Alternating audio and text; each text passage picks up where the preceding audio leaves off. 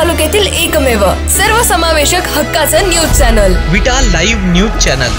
आटपाडी येथील अल्पवयीन अत्याचारग्रस्त मुलीवर झालेल्या हल्ल्याप्रकरणी पोलिसांच्या भूमिकेवर आक्षेप घेत विटा नगरपालिकेच्या नगराध्यक्षा प्रतिभा वैभव पाटील यांनी अधिकाऱ्यांना धारेवर धरले। पीडितेच्या कुटुंबियांची भेट घेऊन आटपाडी पोलीस ठाण्यात पोलीस निरीक्षकांसह अधिकाऱ्यांना खडेबोल सुनावत अत्याचार करणाऱ्यांचे हस्तक पीडित मुलीवर हल्ला करताना पोलिसांनी सुरक्षा का पुरवली नाही असा सवाल करत पुरावाला प्रतिभा पाटील यांनी नवदुर्गेचा अवतार घेतला।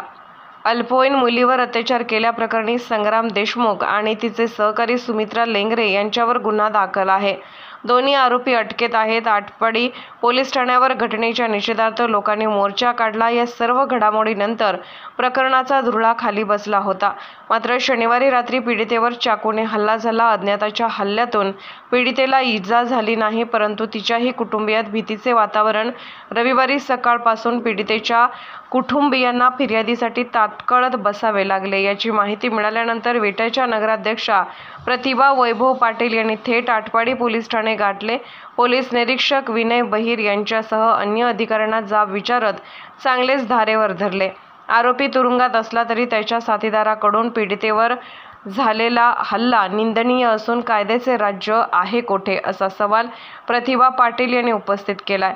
पोलीस अधिकाऱ्यांनी घडल्या प्रकरणात योग्य ती कारवाई जात असून हल्लेखोराला लवकरच जेरबंद करू अशी ग्वाही डीवायएसपी विपुल पाटील यांची भेट घेत प्रतिभा पाटील यांनी मुलीवरील हल्ला करणाऱ्याला जेरबंद करावे अशी मागणी केली।